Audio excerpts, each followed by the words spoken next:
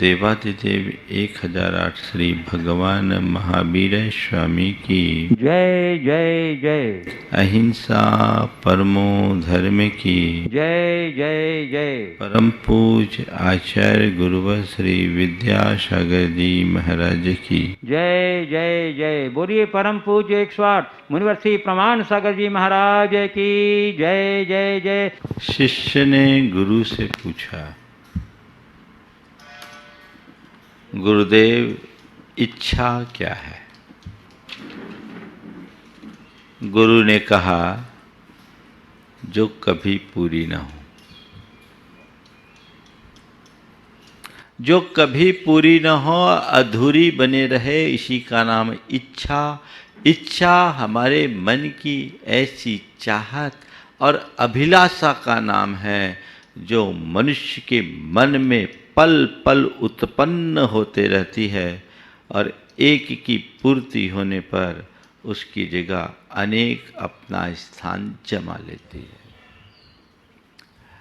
हमारे मन में उत्पन्न होने वाली दुर्बलताओं में एक है इच्छा।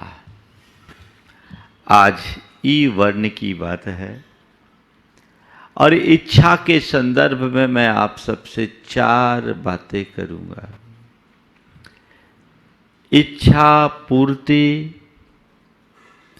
इच्छा तृप्ति, इच्छा शुद्धि और इच्छा मुक्ति।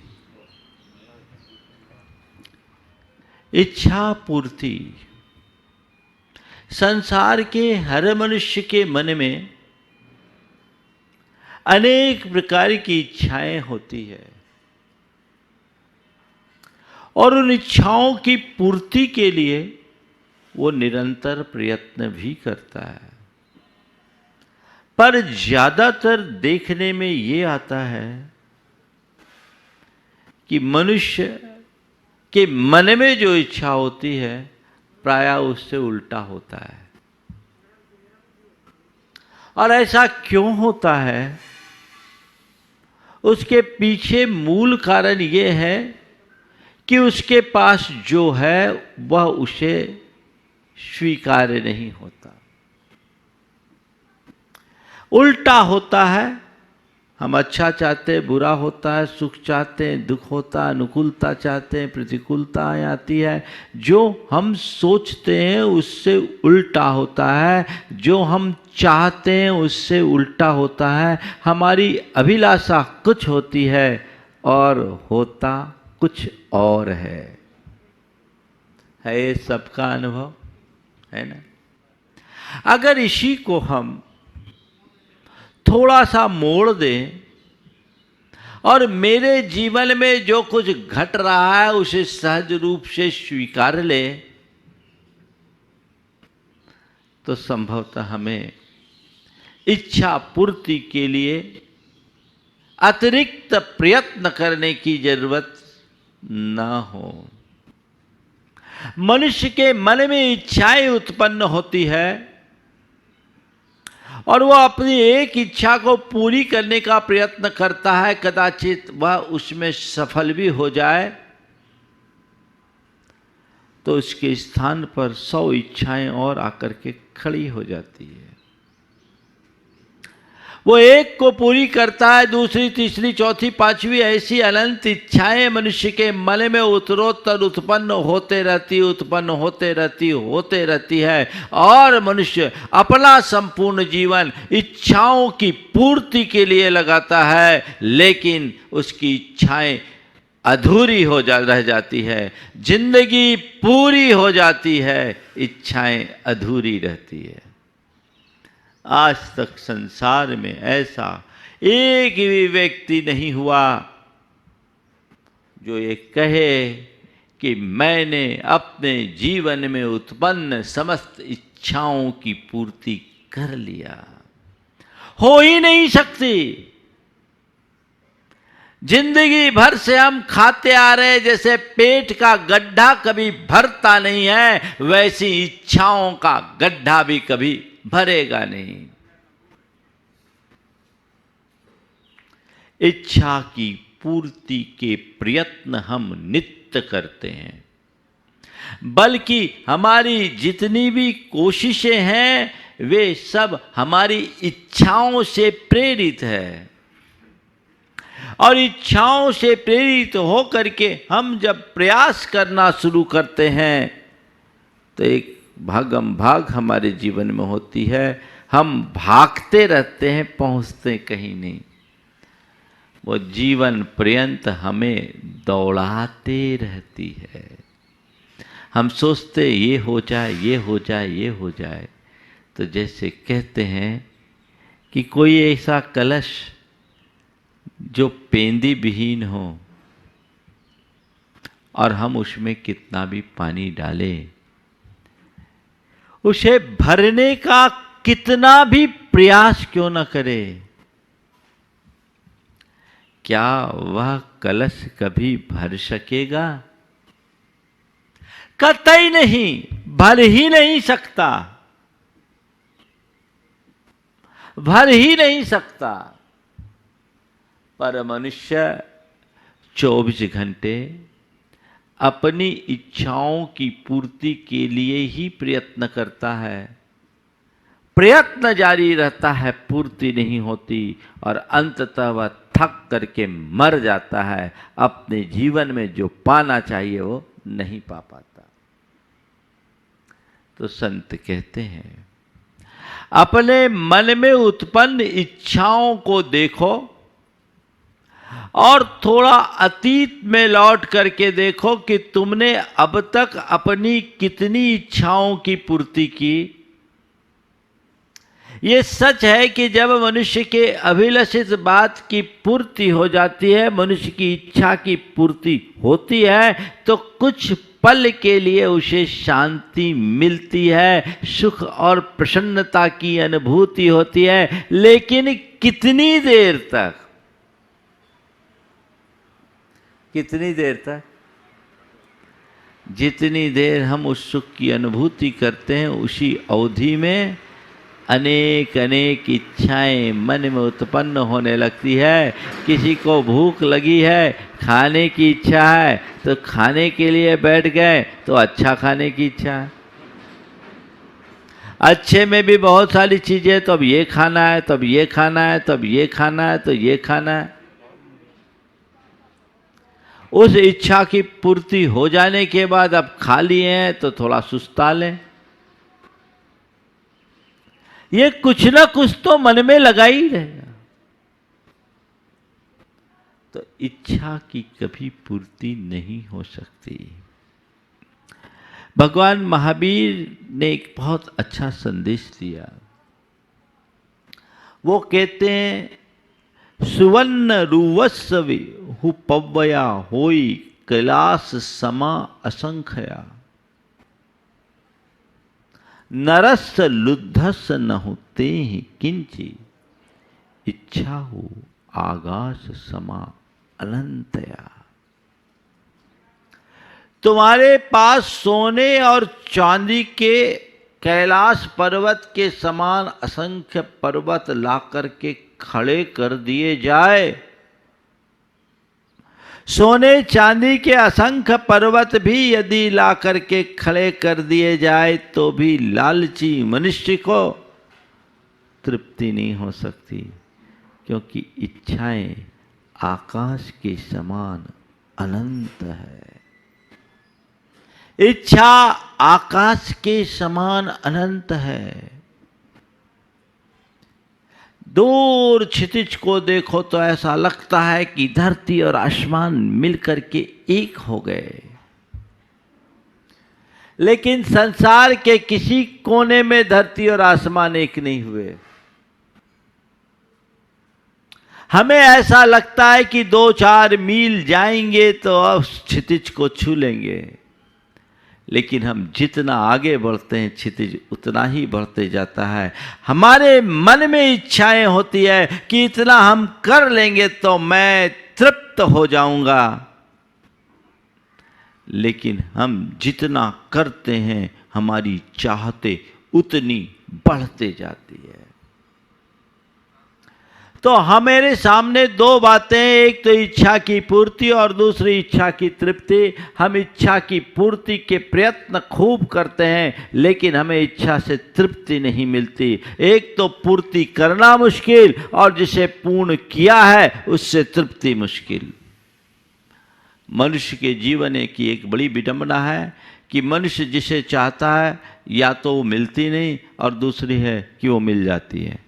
जो चाहता है वो जब तक मिलती नहीं तब तक उसे पाने की आतुरता होती है, और जब मिल जाती है तो उकताहट आ जाती है। फिर उसकी तरफ से ध्यान हटकर किसी और की तरफ ध्यान भागने लगता है, और यही मनुष्य को उलझाती है। तो इच्छा की पूर्ति असंभव है, और इच्छाओं की तृप्ति भी असंभव है। पूर्ति के प्रयत्नों से इच्छाओं की तृप्ति होगी ही नहीं।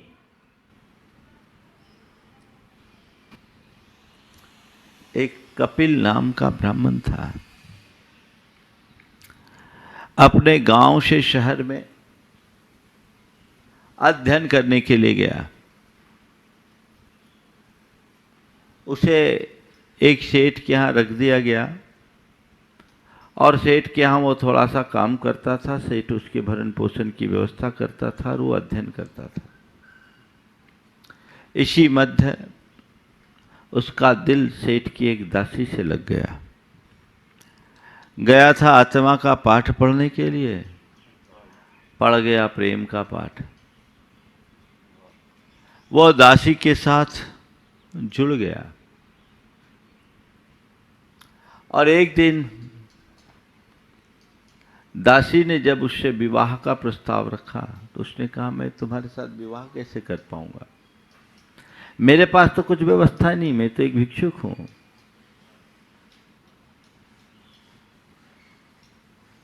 तो दासी ने कहा, आपको पता नहीं यहाँ का राजा बड़ा उदार है। वो नित्य सुबह सुबह जो सबसे पहले उसे आशीर्वाद देता है, उस ब्राह्मण को 2 मासा सोना देते हैं। आप जाओ और 2 मासा सोना ले लो, अपने को बहुत काम हो जाएगा। उसे अपनी प्रेयसी की बात समझ में आ गई, और रात अंधेरे में ही वो राजदरबार की ओर बढ़ गया, इस भाव से कि कोई दूसरा मुझसे पहले ना आ जाए, नहीं तो मैं आज वंचित रहूंगा। ओम, मुझे वंचित रहना पड़ेगा। वो गया, राजकर्मियों ने उसे पकड़ लिया। ये सोचा कोई चोर उचक्का तो नहीं है। उसे राज दरबार में ले जाकर उपस्थित किया गया। राजा ने उससे कारण पूछा कि इतनी अंधेरे में तुम कहां जा रहे थे, क्या इरादा थे? उसने जो वास्तविकता थी सच सच बता दिया। राजा उसकी सत्यतापूर्ण सरलता से बहुत प्रभावित हुआ, और राजा ने कहा, ब्राह्मण, मैं तुम पर मुग्ध हूं। आज मैं तुम्हें 2 मासा नहीं, तुम जो चाहो वो मैं तुम्हें दूंगा। तुम जो चाहो वो मैं तुम्हें देने को तैयार हूं। अब दिमाग में चिंतन शुरू, जो चाहो सो दो, 2 मासा है, 2 तोला ले लूं, 2 तोला में क्या होगा, जेवर भी ढंग के नहीं बनेंगे। तो 2 शेर ले लूं, उससे भी क्या होगा, वो तो थोड़े दिन में खत्म हो जाएगा। राजा ने कहा है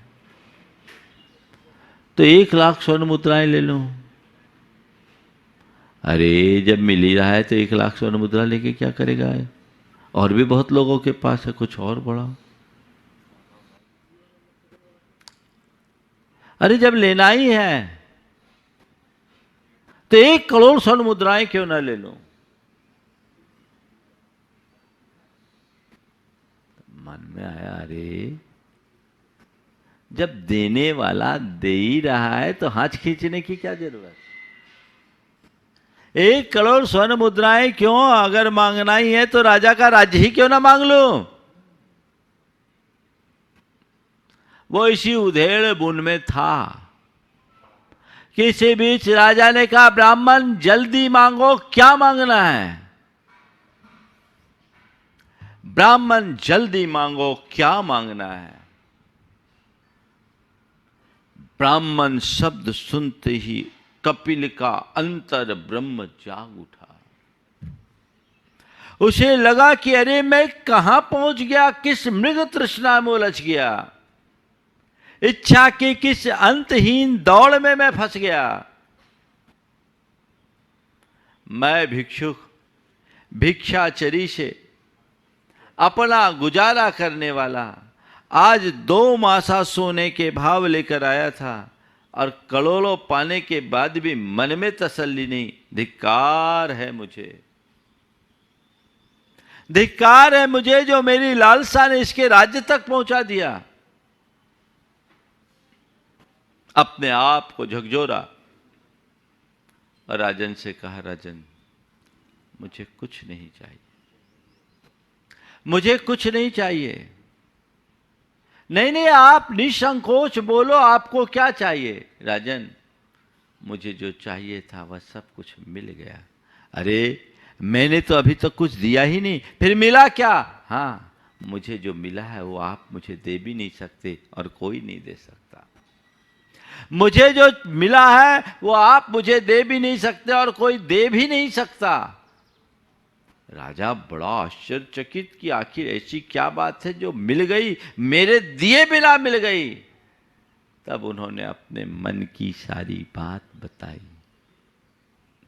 मन की सारी बात बताई और कहा, राजन मैंने देख लिया इच्छाओं के अंतहीन जाल को, मैंने पहचान लिया इच्छाओं की तासीर को। अब मैंने तय कर लिया है कि अब मैं इच्छा की पूर्ति के लिए नहीं, क्योंकि इच्छा की पूर्ति से तृप्ति नहीं होगी।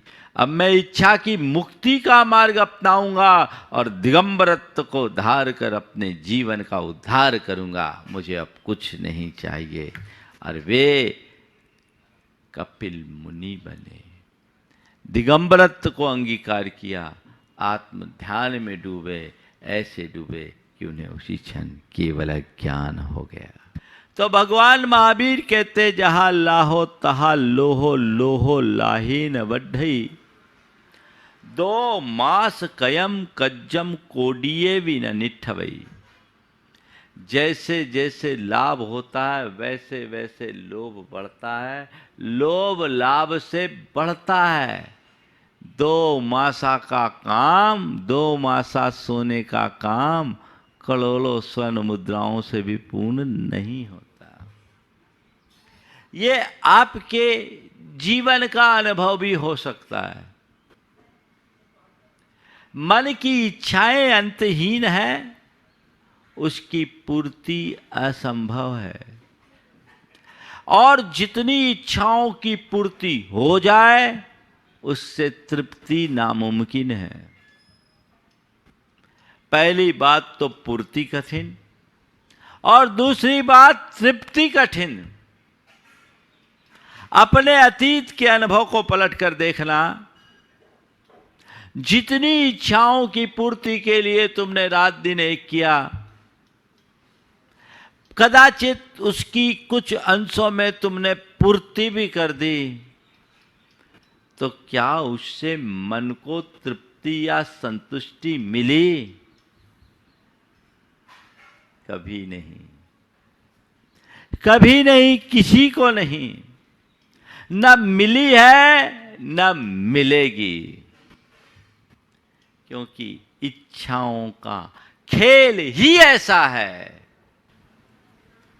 जैसे ईंधन डालने से अग्नि नहीं बुझती और नदियों के मिलने से सागर तृप्त नहीं होता, वैसे ही मनुष्य के मनोवांछित पदार्थों के मिलने से मनुष्य के मन में तृप्ति नहीं होती।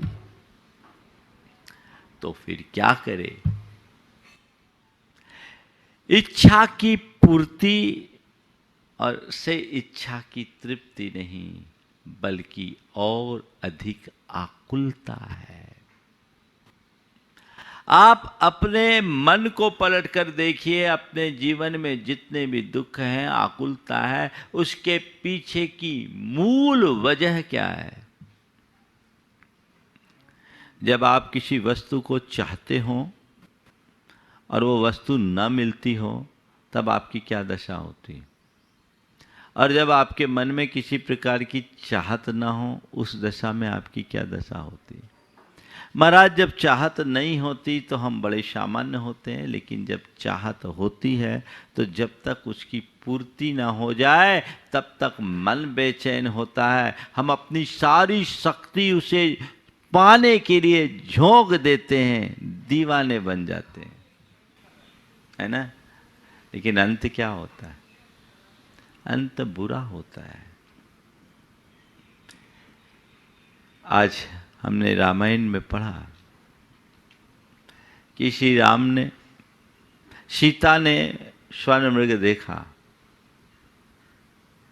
और उसे पकड़ करके लाने के लिए श्री राम को प्रेरित किया। श्री राम स्वर्ण मृग के पीछे दौड़े, लक्ष्मण के मना करने के बाद भी दौड़े कि इसे तो मैं अभी पकड़ कर ले आता हूं। अंत में परिणाम क्या हुआ सबको पता है। अंत में परिणाम क्या हुआ सबको पता है। उस स्वर्ण मृग के पीछे सीता का हरण हो गया।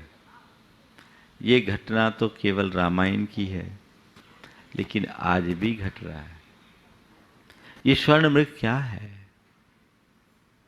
ये हमारे मन की जो इच्छा और तृष्णा है, वो बड़ा आकर्षक रूप लेकर हमारे सामने प्रकट होता है और उसे पूर्ण करने के प्रयत्न में मनुष्य भागता है और अपने अंदर की शांति की सीता को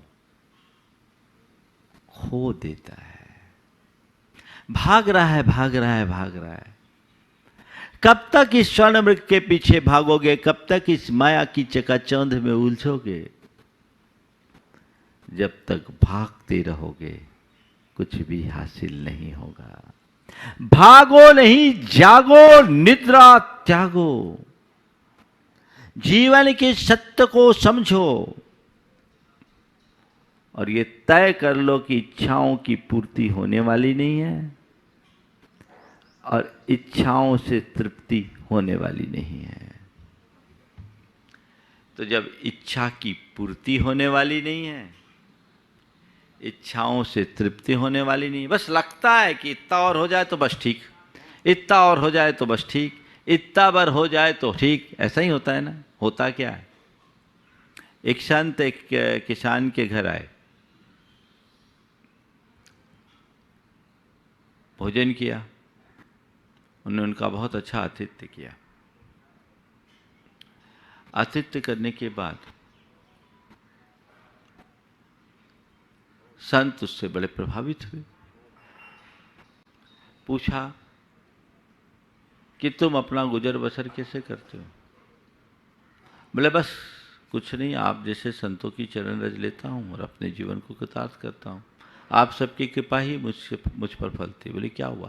बोले कभी आप जैसे किसी संत का मेरे पास आना हुआ था और उन्होंने मुझे एक शंख दिया था और कहा था तुम इस शंख को फूंकोगे, जो चाहोगे वो तुम्हें मिलेगा, जो चाहोगे वह तुम्हें मिलेगा।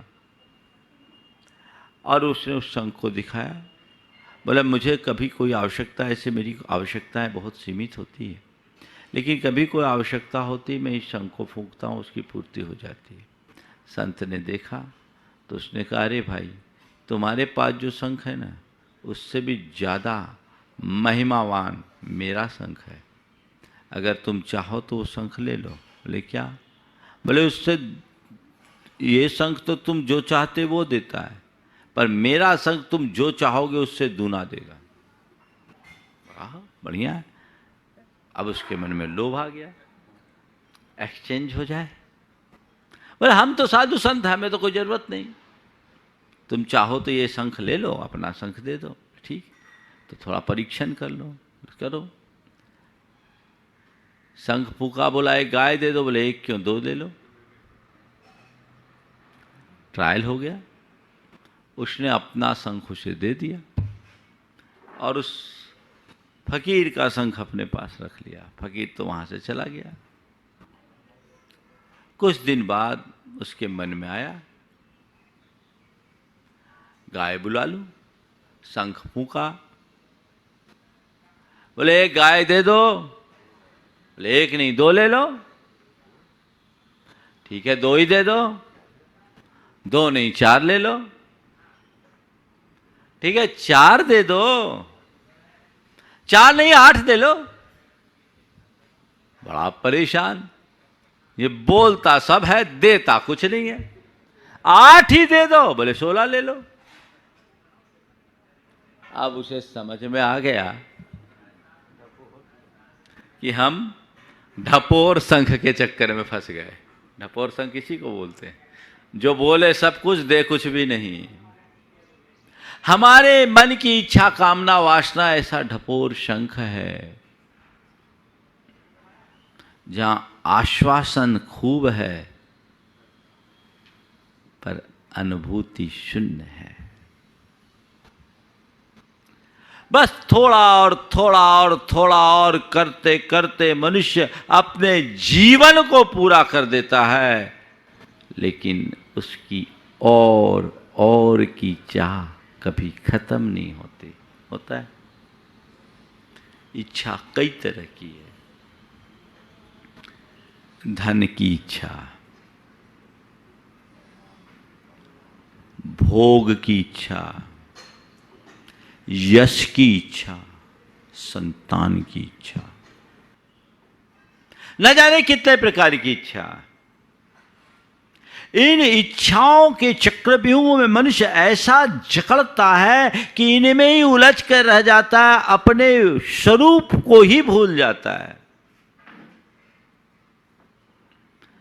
कदाचित परमात्मा के चरणों में भी जाता है ना, तो अपनी इच्छाओं को लेकर के ही जाता है।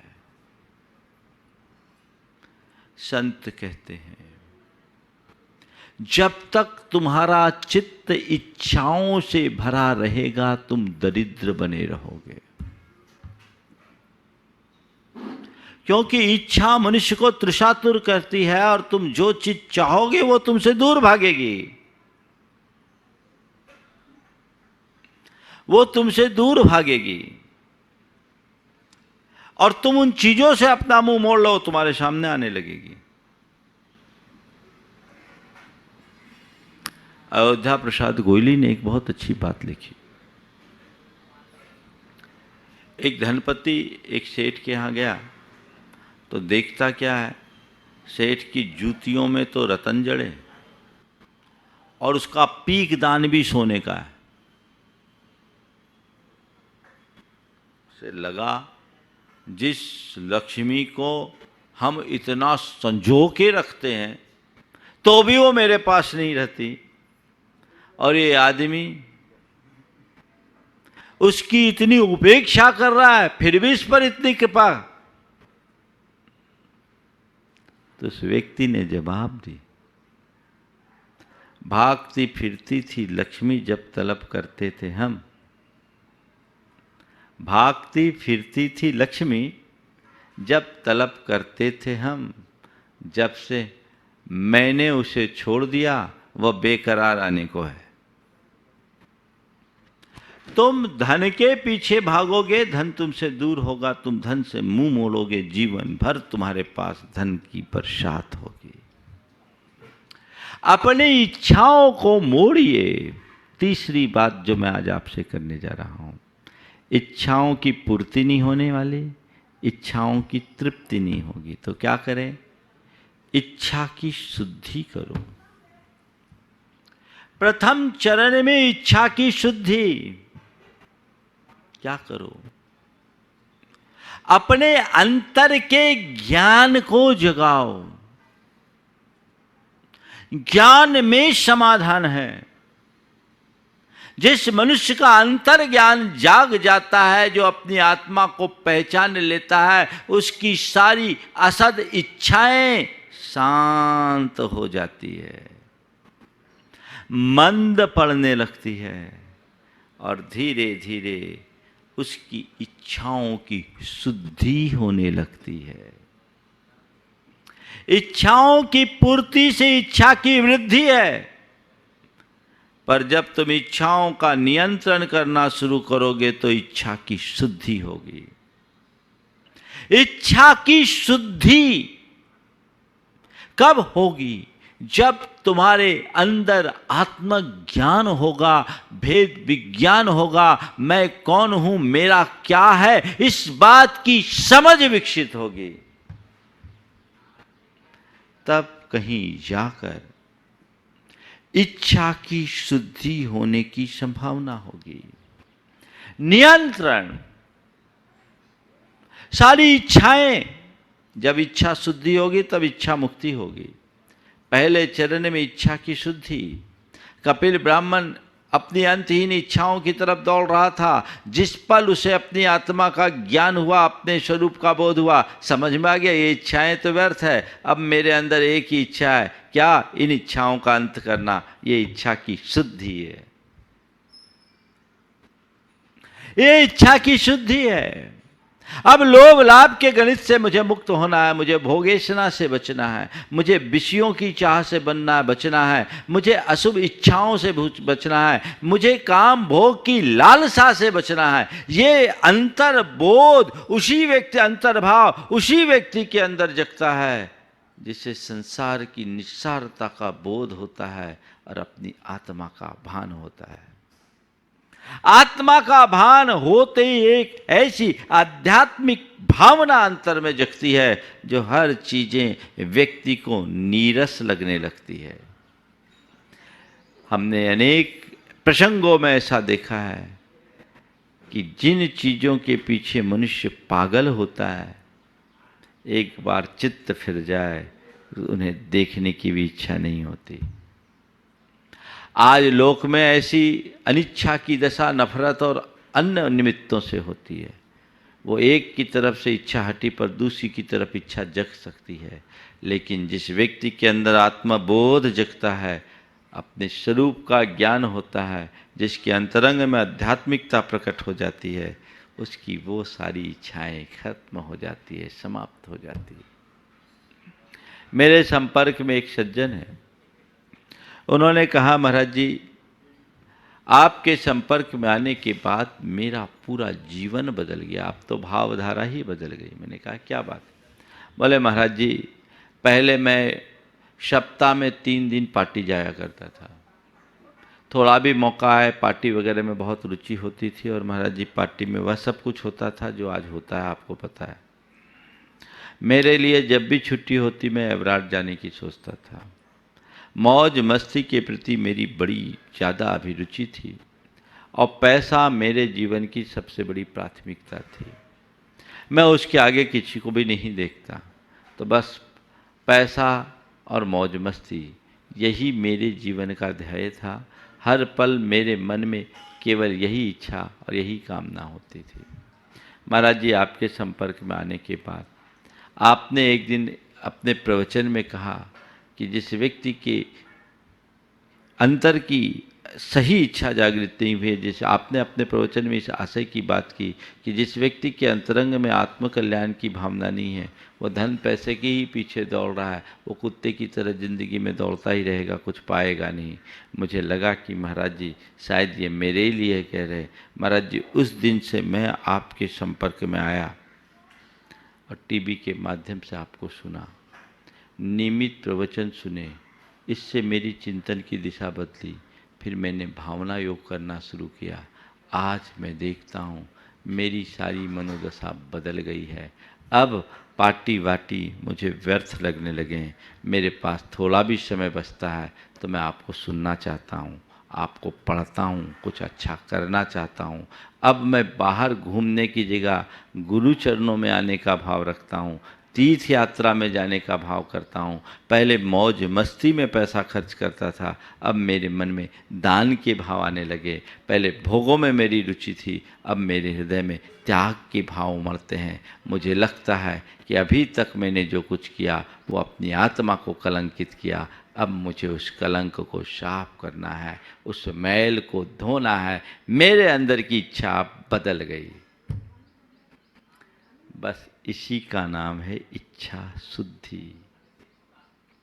भाव दशा का परिवर्तन,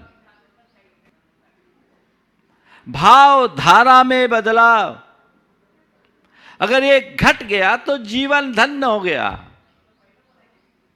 तुम अपने मन को टटोल करके देखो कि वर्षों से तुम धर्म ध्यान कर रहे हो, गुरुओं की शरण में आ रहे हो, तुम्हारी इच्छाएं शुद्ध हुई कि नहीं? मैं तो ये देखता हूं कि लोग भगवान के चरणों में भी अपनी इच्छा की पूर्ति के लिए जाते हैं, है ना। भिखारी बनकर भगवान ये दे दो, ये दे दो, वो दे दो। अरे भगवान ने तो ये धंधा ही बंद कर दिया, क्योंकि ऐसा लेन देन भगवान करते तो सबसे ज़्यादा परेशान भगवान ही होते। लेकिन लोग इसी मांग भरे चित्त के साथ जाते हैं। मैं आपसे कहता हूँ, भगवान के चरणों में जाओ तो ये भाव लेकर मत जाओ कि हे भगवान मेरी इच्छा की पूर्ति कर दो। भगवान की शरण में जाओ तो भगवान से केवल यही प्रार्थना करो, मेरी इच्छा की शुद्धि कर दो। इच्छा अगर शुद्ध हो जाएगी तो तुम्हारे जीवन में स्वाभाविक रूप से संयम और संतोष प्रकट होगा, और जिसके जीवन में संयम और संतुष्टि होगी उसके जीवन में सुख शांति अपने आप प्रकट हो जाएगी। संयम से संतोष होता और संतोष से सुख और सुख शांति होती है। तो वो कब हो? जब इच्छा की शुद्धि हो। तुम अपने आप की पड़ताल करके देखो कि मैंने अपने जीवन का बहुभाग इच्छा की पूर्ति में लगाया, इच्छा से तृप्ति पाना चाहा, नहीं मिला, और उन सब अशुभ कार्यों में अपने आप को लगाकर अपने जीवन का अमूल्य समय खोया। अब मेरी चेतना जागी है, अब मैंने पहचाना है अपने आप को, तो अब मुझे अपनी इच्छाओं की शुद्धि करना है, निर्मल बनाना है, असद इच्छाओं से मुक्त होना है, सद इच्छाओं को जगाना है। तब हमारा जीवन धन्य होगा। और चौथा चरण है इच्छा मुक्ति, जो अनिच्छा की दिशा है, जिसके मन में कोई इच्छा ही शेष ना हो। मैं मानता हूं सामान्य जन इच्छा से मुक्त नहीं होते, लेकिन कोई बात नहीं, हम कम से कम इच्छा मुक्त ना हो तो असद इच्छाओं से तो बचें, व्यर्थ के ख्यालों में तो उलझना बंद करे, सद्भावों के साथ जीने का अभ्यास करे। आज लोगों की इच्छाओं का तो हाल बड़ा बुरा है, प्राय उल्टी इच्छा लोग सोचते हैं। भावनाओं को देखें, लोगों के मनोभाव कितने विकृत हैं कि पूछो ही मत। 3 मित्र थे, तीनों ने देवताओं की आराधना की, और आराधना करने के बाद देवता ने बोला मांगो, तीनों को एक एक वरदान दूंगा। तो तीनों एक दूसरे के धुर विरोधी भी थे। एक ने कहा एक काम करो, उसको मेरे रास्ते से अलग कर दो। दूसरे से पूछा, बोला ठीक है, उसको मुझसे इसको भी निपटा दो। तो तीसरे से पूछा तुम्हारा क्या ख्याल है? बोला मुझे कुछ नहीं चाहिए, मैं तो बहुत संतुष्ट हूँ, दोनों का काम कर दो। तो ये तुम्हारी इच्छा के उदाहरण है। असद इच्छाओं से कभी कल्याण नहीं होगा। और फिर इच्छा से मुक्ति, ये हमारी साधना का चरम लक्ष्य है। हम इच्छा मुक्ति करेंगे तभी हम अपने जीवन को धन्य कर सकेंगे, ऐसा प्रयास करना चाहिए। समय आप सबका हो गया है, यहीं पर विराम। बोलिए परम पूज्य आचार्य गुरुवर श्री विद्यासागर जी महाराज।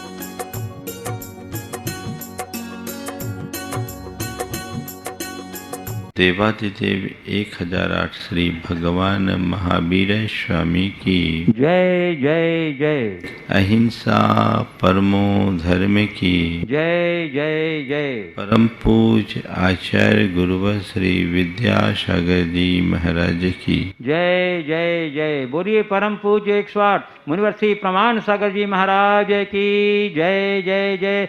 शिष्य ने गुरु से पूछा, गुरुदेव इच्छा क्या है? गुरु ने कहा, जो कभी पूरी न हो। जो कभी पूरी न हो, अधूरी बने रहे, इसी का नाम इच्छा। इच्छा हमारे मन की ऐसी चाहत और अभिलाषा का नाम है जो मनुष्य के मन में पल पल उत्पन्न होते रहती है और एक की पूर्ति होने पर उसकी जगह अनेक अपना स्थान जमा लेती है। हमारे मन में उत्पन्न होने वाली दुर्बलताओं में एक है इच्छा।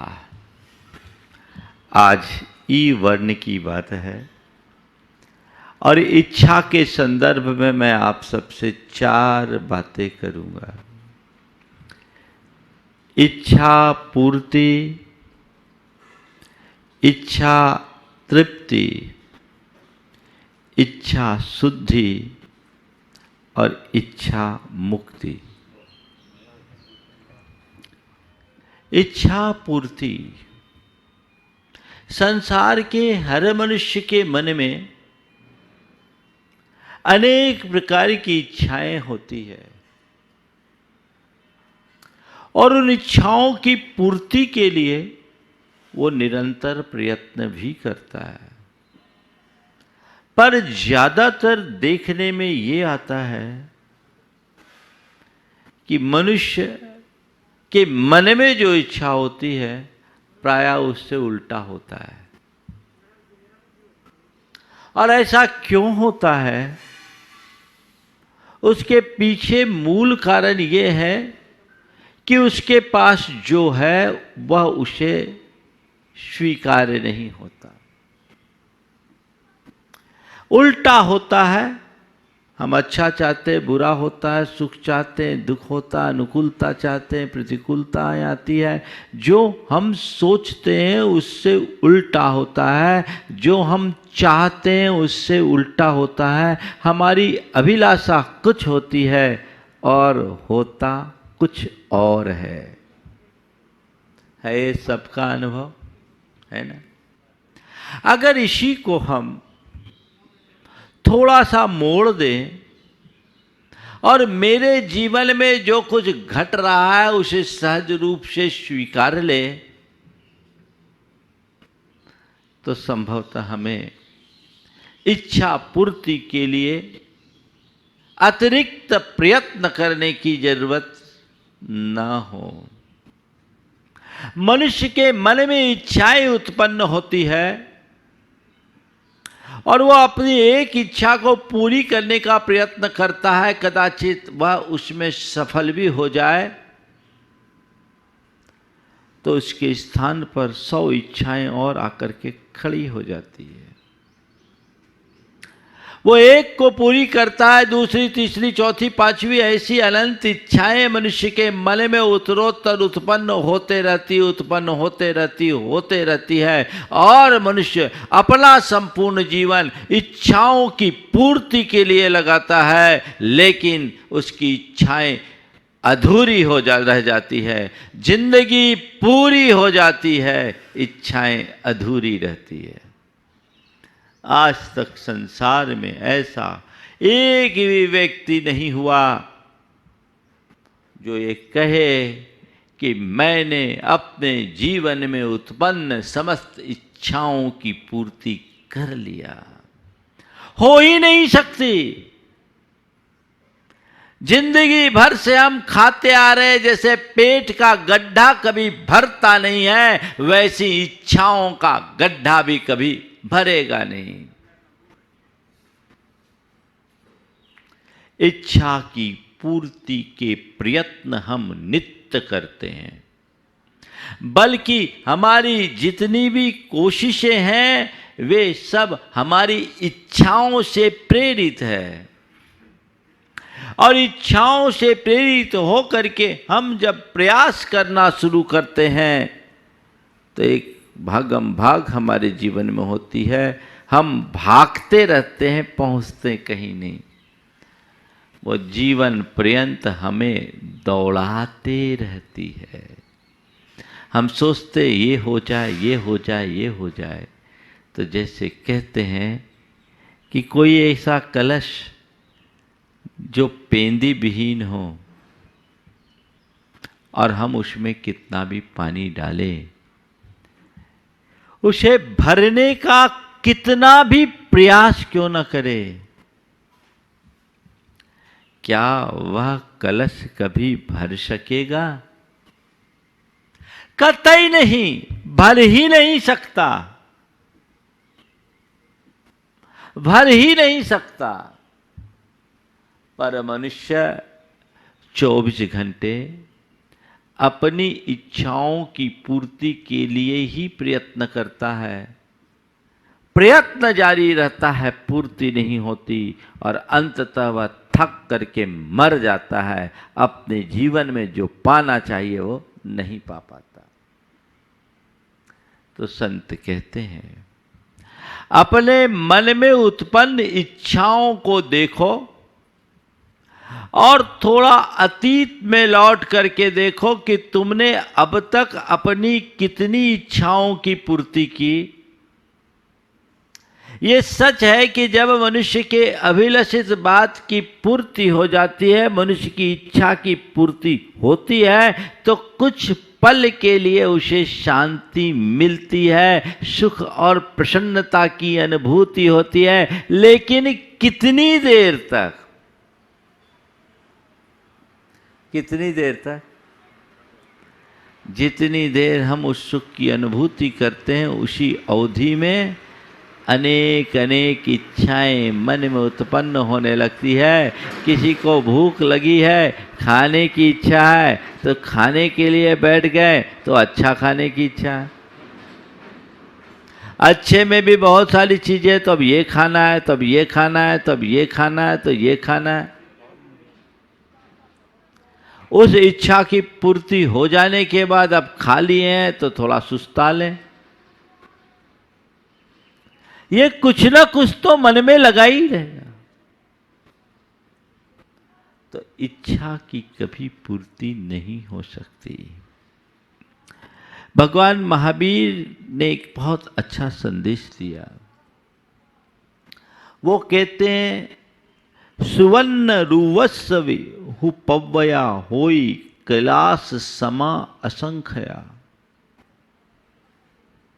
नरस लुद्धस न होते ही किंची, इच्छा हो आकाश समा अनंतया।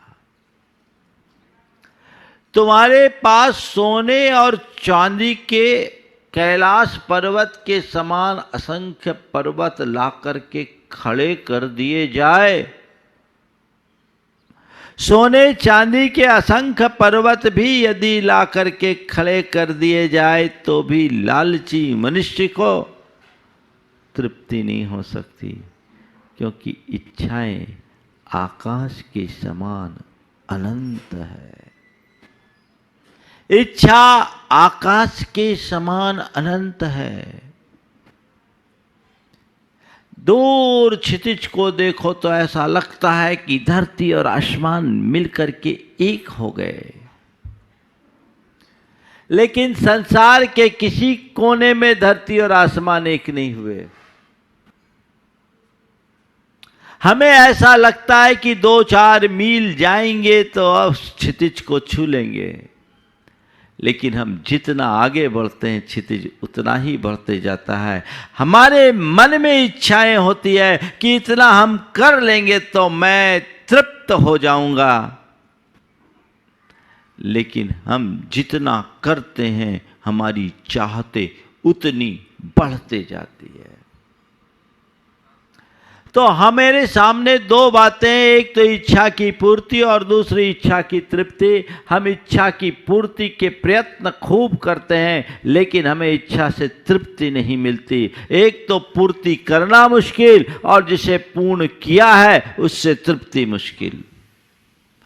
मनुष्य के जीवन की एक बड़ी विडंबना है कि मनुष्य जिसे चाहता है या तो वो मिलती नहीं, और दूसरी है कि वो मिल जाती है।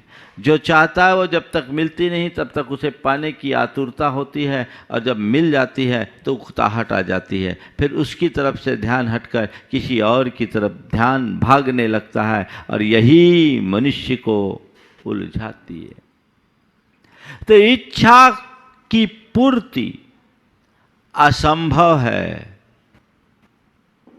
और इच्छाओं की तृप्ति भी असंभव है।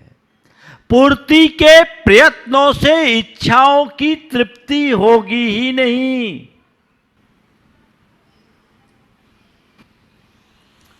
इच्छाओं की पूर्ति से इच्छा की वृद्धि है, पर जब तुम इच्छाओं का नियंत्रण करना शुरू करोगे तो इच्छा की शुद्धि होगी।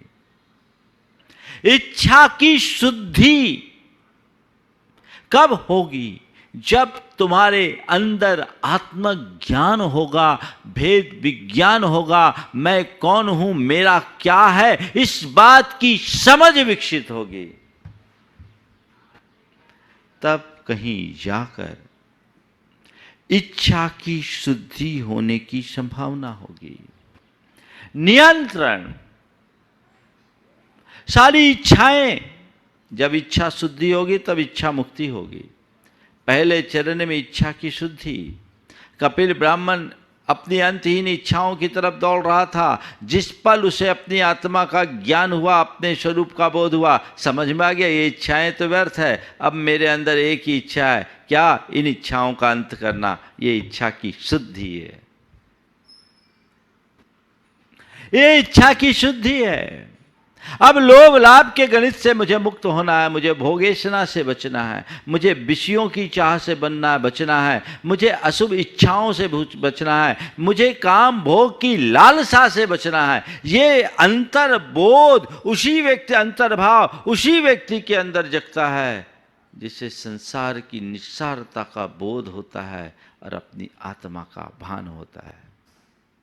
आत्मा का भान होते ही एक ऐसी आध्यात्मिक भावना अंतर में जगती है जो हर चीजें व्यक्ति को नीरस लगने लगती है। हमने अनेक प्रसंगों में ऐसा देखा है कि जिन चीजों के पीछे मनुष्य पागल होता है, एक बार चित्त फिर जाए उन्हें देखने की भी इच्छा नहीं होती। आज लोक में ऐसी अनिच्छा की दशा नफरत और अन्य निमित्तों से होती है। वो एक की तरफ से इच्छा हटी पर दूसरी की तरफ इच्छा जग सकती है, लेकिन जिस व्यक्ति के अंदर आत्मबोध जगता है, अपने स्वरूप का ज्ञान होता है, जिसके अंतरंग में आध्यात्मिकता प्रकट हो जाती है, उसकी वो सारी इच्छाएं खत्म हो जाती है, समाप्त हो जाती है। मेरे संपर्क में एक सज्जन है, उन्होंने कहा महाराज जी आपके संपर्क में आने के बाद मेरा पूरा जीवन बदल गया, अब तो भावधारा ही बदल गई। मैंने कहा क्या बात? बोले महाराज जी पहले मैं सप्ताह में 3 दिन पार्टी जाया करता था, थोड़ा भी मौका आए पार्टी वगैरह में बहुत रुचि होती थी, और महाराज जी पार्टी में वह सब कुछ होता था जो आज होता है, आपको पता है। मेरे लिए जब भी छुट्टी होती मैं एवराट जाने की सोचता था। मौज मस्ती के प्रति मेरी बड़ी ज़्यादा अभिरुचि थी और पैसा मेरे जीवन की सबसे बड़ी प्राथमिकता थी। मैं उसके आगे किसी को भी नहीं देखता, तो बस पैसा और मौज मस्ती यही मेरे जीवन का ध्येय था। हर पल मेरे मन में केवल यही इच्छा और यही कामना होती थी। महाराज जी आपके संपर्क में आने के बाद आपने एक दिन अपने प्रवचन में कहा कि जिस व्यक्ति के अंतर की सही इच्छा जागृत नहीं हुई, जैसे आपने अपने प्रवचन में इस आशय की बात की कि जिस व्यक्ति के अंतरंग में आत्मकल्याण की भावना नहीं है, वो धन पैसे के ही पीछे दौड़ रहा है, वो कुत्ते की तरह ज़िंदगी में दौड़ता ही रहेगा, कुछ पाएगा नहीं। मुझे लगा कि महाराज जी शायद ये मेरे लिए कह रहे। महाराज जी उस दिन से मैं आपके संपर्क में आया और टीवी के माध्यम से आपको सुना, नियमित प्रवचन सुने, इससे मेरी चिंतन की दिशा बदली। फिर मैंने भावना योग करना शुरू किया। आज मैं देखता हूँ मेरी सारी मनोदशा बदल गई है। अब पार्टी वाटी मुझे व्यर्थ लगने लगे हैं। मेरे पास थोड़ा भी समय बचता है तो मैं आपको सुनना चाहता हूँ, आपको पढ़ता हूँ, कुछ अच्छा करना चाहता हूँ। अब मैं बाहर घूमने की जगह गुरु चरणों में आने का भाव रखता हूँ। तीर्थ यात्रा में जाने का भाव करता हूँ। पहले मौज मस्ती में पैसा खर्च करता था, अब मेरे मन में दान के भाव आने लगे। पहले भोगों में मेरी रुचि थी, अब मेरे हृदय में त्याग के भाव उमड़ते हैं। मुझे लगता है कि अभी तक मैंने जो कुछ किया वो अपनी आत्मा को कलंकित किया। अब मुझे उस कलंक को साफ करना है, उस मैल को धोना है। मेरे अंदर की इच्छा बदल गई।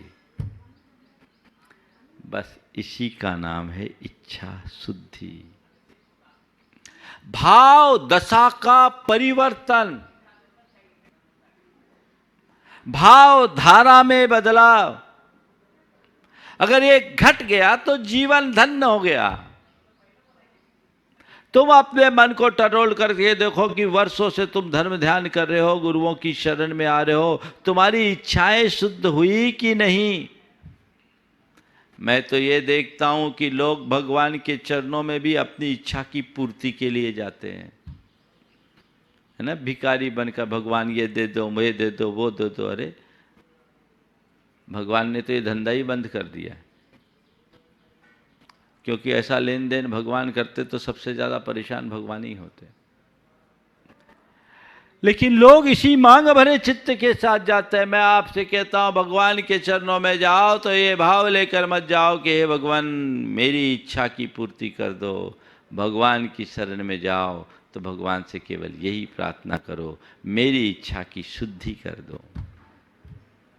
इच्छा अगर शुद्ध हो जाएगी तो तुम्हारे जीवन में स्वाभाविक रूप से संयम और संतोष प्रकट होगा, और जिसके जीवन में संयम और संतुष्टि होगी उसके जीवन में सुख शांति अपने आप प्रकट हो जाएगी।